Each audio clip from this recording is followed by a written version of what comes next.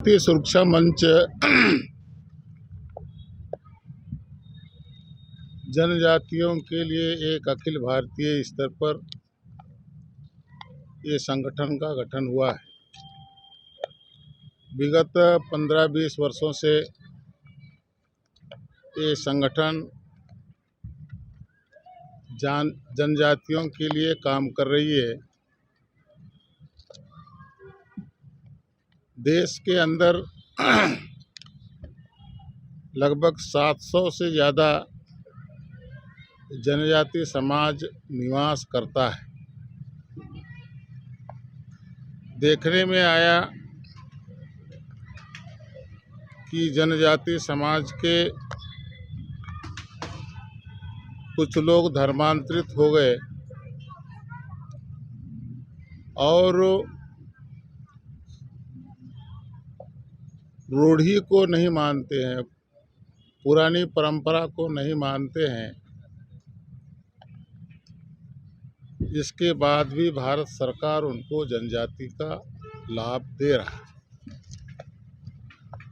जनजाति सुरक्षा मंच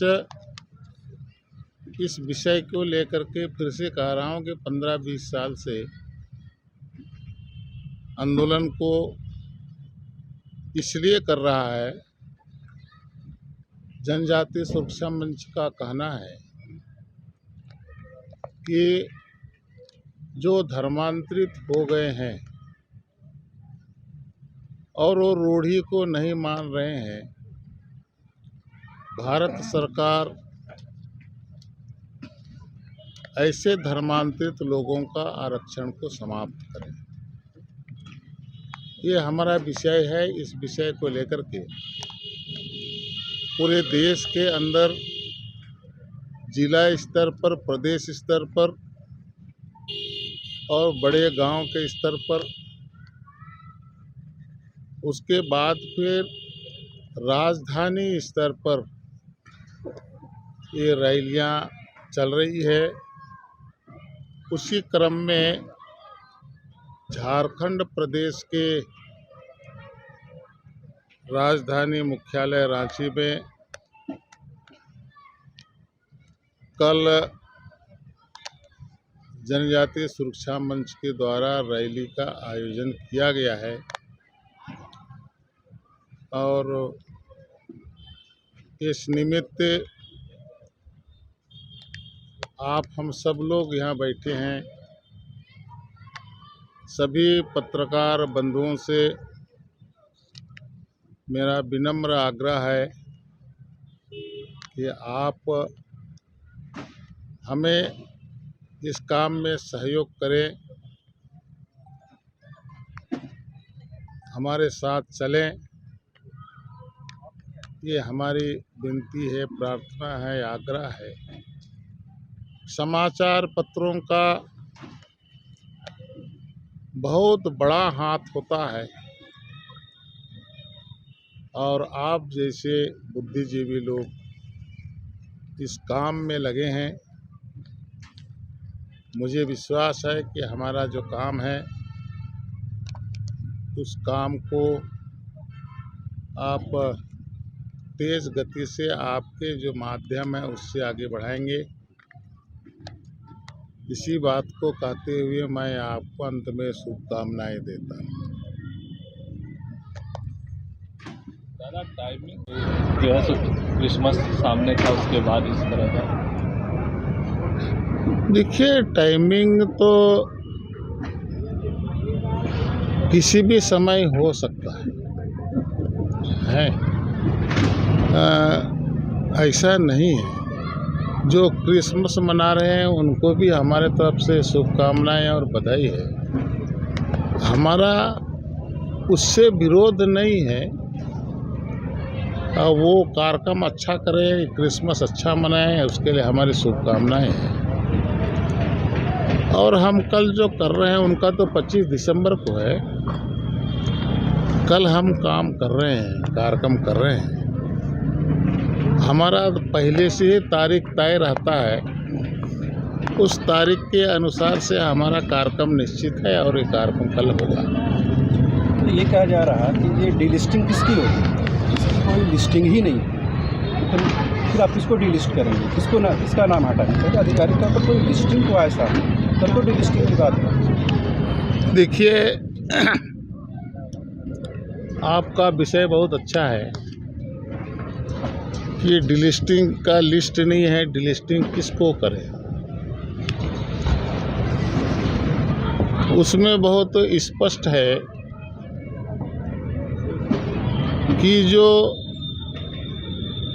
धर्मांतरित हो गए, जो कि शुरू में मैंने कहा धर्मांतरित हो गए हैं, वो रूढ़ी को नहीं मानते। रूढ़ी माने जो पुरखों के समय से चलने वाली जो परंपरा है उसको नहीं मानता है, वो धर्मांतरित हो गया। और रूढ़ी को नहीं मान रहा है तो ऐसे लोगों का डिलिस्ट किया जाए, उनका आरक्षण को समाप्त किया जाए, ये विषय है। और बाकी जो आपने कहा कि किसका डिलिस्ट करें, तो हम तो सरकार से मांग कर रहे हैं कि जो ऐसे लोग हैं जो धर्मांतरित हो गया और रूढ़ी को नहीं मान रहा, ऐसे लोगों का आरक्षण आप बंद करें। ये सरकार का काम है, भारत सरकार का काम है कि वो उसके लिए किस प्रकार का सोच बनाता है। ये जो जनजाति आपके यहाँ भाग ले रहे हैं और क्या रूपरेखा है?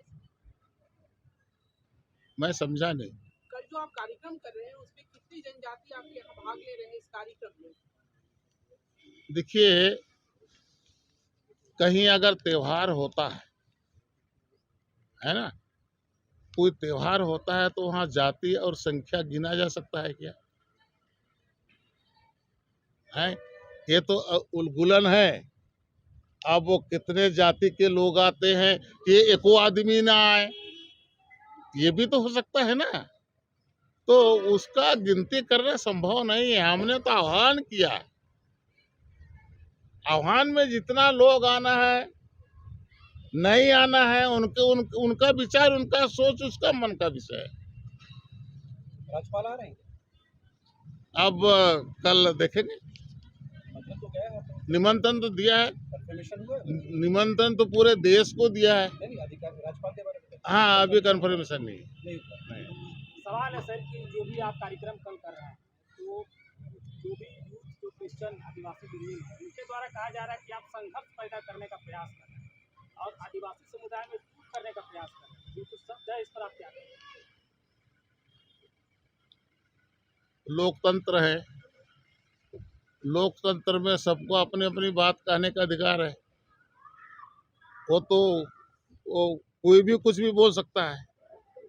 हम अपना बात बोल रहे हैं, हमको अच्छा लग रहा है, हम अपना। रैली के संबंध में मैं आपको थोड़ा सा कुछ संवैधानिक पहलू के संबंध में बात करना चाहूँगा कि जब संविधान सभा का गठन हुआ था और रिजर्वेशन की बात चल रही थी, तो आर्टिकल 341 में बाबा साहब अम्बेडकर ने ये व्यवस्था रखी थी कि जो अनुसूचित जाति के व्यक्ति है उनको भी रिजर्वेशन का लाभ मिलेगा, किंतु जो अनुसूचित जाति का व्यक्ति मुस्लिम या इस्लाम या ईसाई धर्म ग्रहण कर लेगा उसको डिलिस्ट कर दिया जाएगा, यानी उसको इसका लाभ नहीं मिलेगा। इसी तरह जब आर्टिकल 342 की बात आई, जहां जनजाति को रिजर्वेशन देने की बात आई, तो वहां पे ये बात रखी कि अनुसूचित जाति को अस्पृश्यता के आधार पे जो है रिजर्वेशन दिया गया था, लेकिन जनजाति को किस आधार पर रिजर्वेशन दिया गया? क्योंकि जनजाति तो सामाजिक रूप से बहिष्कृत जाति नहीं थी। तो जनजाति को इसलिए दिया गया था कि उसकी अपनी एक अलग संस्कृति है, उसका भौगोलिक रूप से अलगाव है, आइसोलेशन है, उसका अन्य समुदाय के साथ आइसोलेशन है, और इस कारण से उनके भी सामाजिक और आर्थिक विकास के लिए रिजर्वेशन की व्यवस्था की गई थी। और उनकी अपनी रूढ़ी रीति रिवाज कस्टमरी लॉ है जिससे वो शासित होते थे, और उनको बढ़ावा देने के लिए रिजर्वेशन दिया गया। लेकिन उसमें ये नहीं जोड़ पाए कि जो जनजाति का व्यक्ति जो है ईसाई या मुस्लिम धर्म ग्रहण कर लेगा उसका रिजर्वेशन समाप्त हो जाएगा। 1967 में बाबा कार्तिक उरांव ने ये मांग सबसे पहले रखी थी और एक जॉइंट पार्लियामेंट्री कमेटी बनाई थी, और इसके संबंध में एक बिल भी उन्होंने पेश किया था लोकसभा में। उस बिल में ये बात कही गई, आर्टिकल 342 में इस आशय का संशोधन करना चाहते हैं कि जो लोग अपनी रूढ़ी रीति रिवाज परंपरा को छोड़कर ईसाई या मुस्लिम धर्म ग्रहण कर लेते उनको जनजाति का लाभ ना दिया जाए, यही डिलिस्ट है। अब एक बात ये आती है कि जो आदिवासी व्यक्ति ईसाई धर्म ग्रहण कर लेता है या मुस्लिम, तो वो सीधे सीधे ईसाई विधि से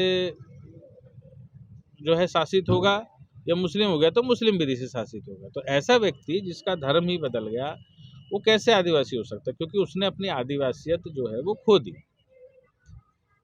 जो रूढ़ी रीति रिवाज को मानता है, जो भगवान बिरसा मुंडा जी को अपना भगवान मानता है, वो ईसाई व्यक्ति भगवान नहीं मान सकता बिरसा मुंडा, क्योंकि वो सिर्फ यीशु मसीह को भगवान मानता है। जो मुस्लिम है वो सिर्फ एक ईश्वर को मानता है, वो है खुदा। तो वो बिरसा मुंडा जी को भगवान नहीं मान सकते। जिन्होंने बिरसा मुंडा जी को जो भगवान नहीं मान रहा है, जो रूढ़ी रीति रिवाज अपना ख़त्म कर दिया है, जो बुधवा से विक्टर हो गया है, बुधवा और विक्टर भले ही एक ही घर के दो भाई हो सकते हैं, लेकिन ये आस्था का प्रश्न है। जब उसकी आस्था ही खत्म हो गई और जनजाति समाज का उसका जो गुण है, जो आदिवासियत है, वही समाप्त हो गई, तो उसका रिजर्वेशन वैसे ही समाप्त होना चाहिए। तो हमारी केवल जनजाति सुरक्षा मंच की ओर से केवल इतनी और इतनी मांग है कि आर्टिकल 342 में जो बिल लोकसभा में है उसको ये पास किया जाए। उसमें सिर्फ इस आशय का संशोधन किया जाए कि जो व्यक्ति इस्लाम और ईसाईयत को ग्रहण कर लिया है उस जनजाति को सर्टिफिकेट जारी न किया जाए, उसको जनजाति का आरक्षण न दिया जाए। क्योंकि पिछले 70 सालों से जनजाति व्यक्ति जो वास्तविक हकदार है उसको हक ना मिलके ईसाई और मुस्लिम व्यक्ति उसका लाभ ले रहे हैं।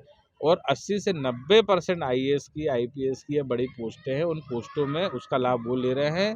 और जो असली मूलभूत आदिवासी, जो अंतिम छोर पर बैठा हुआ आदिवासी समाज का व्यक्ति है, वो आज भी जंगल में हमारी बहन लकड़ी काट रही है और आज भी वो व्यक्ति जो है अपना गड्ढा खोदने का काम कर रहा है, वो आरक्षण का उसको लेस मात्र भी लाभ नहीं मिल रहा है।